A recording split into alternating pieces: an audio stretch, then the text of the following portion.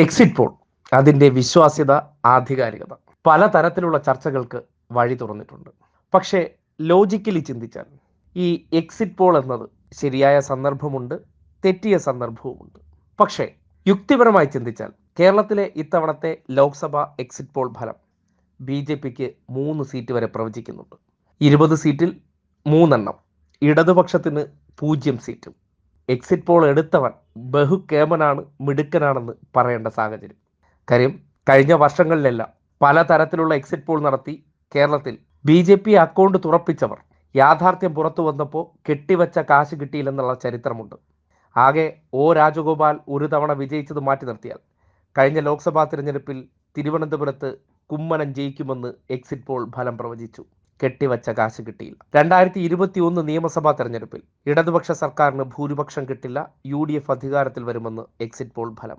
എന്തായി? 2004 അടൽ ബിഹാരി വാജ്പേയിയുടെ ചരിത്രം, ബീഹാറിലെ മഹാസഖ്യം, കർണാടകയിലെ എക്സിറ്റ് പോൾ ഫലം, അങ്ങനെ പല പല ഫലങ്ങൾ നമ്മൾ കേട്ടതാണ്, കണ്ടതാണ്.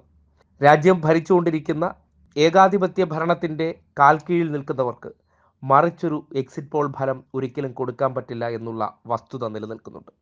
ആ ഒരു വശം പരിശോധിക്കുമ്പോൾ തന്നെ അവർക്ക് അതൃപ്തി ഉണ്ടാക്കാത്ത, അവരെ മാക്സിമം പ്രീണിപ്പെടുത്തുക, അതൊക്കെയാണ് ഈ എക്സിറ്റ് പോൾ ഫലം കൊണ്ട് ഉദ്ദേശിക്കുന്നത്.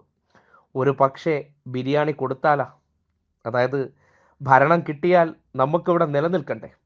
നിലനിൽക്കണമെന്നുണ്ടെങ്കിൽ ആരുടെ പ്രീതി വേണം? ഈ ഭരിച്ചുകൊണ്ടിരിക്കുന്നവരുടെ പ്രീതി വേണമല്ലോ. കാര്യം, അവർ ആപ്പീസിൽ നിന്ന് എഴുതി കൊടുത്തതാണോ പലതും എക്സിറ്റ് പോൾ ഫലമായി പുറത്തേക്ക് വിടുന്നതെന്ന സംശയമുണ്ടായി പോവുകയാണ് പല കണക്കുകളും കാണുമ്പോൾ. കാര്യം, യുക്തിപരമായിട്ടുള്ള ഒരു ചിന്തകളുമില്ലാതെ വ്യക്തികൾ, ഇത് കേൾക്കുന്നവർ ഓരോരുത്തരും സ്വയം ചോദിക്കുക, ഈ എക്സിറ്റ് പോൾ നിങ്ങളുടെ അടുത്ത് എത്തിയിരുന്നോ എന്നതിനെ സംബന്ധിച്ച്. നമ്മൾ ആരും ഉൾപ്പെട്ടിട്ടില്ലെങ്കിൽ പിന്നെ എവിടെ നിന്ന് ഇത് കളക്ട് ചെയ്തു? പ്രസക്തമായ ചോദ്യമാണ്. അപ്പോൾ ജനങ്ങളുടെ ഉള്ളിലെ എക്സിറ്റ് പോളിന് കാത്തിരിക്കാം. അവരാണല്ലോ യഥാർത്ഥ വിധികർത്താക്കൾ. അവർ എന്ത് വേണമെന്നുള്ള തീരുമാനമെടുത്തു കഴിഞ്ഞു. അതിൻ്റെ റിസൾട്ടിന് ഇനി മണിക്കൂറുകൾ മാത്രം അവശേഷിക്കുന്നു.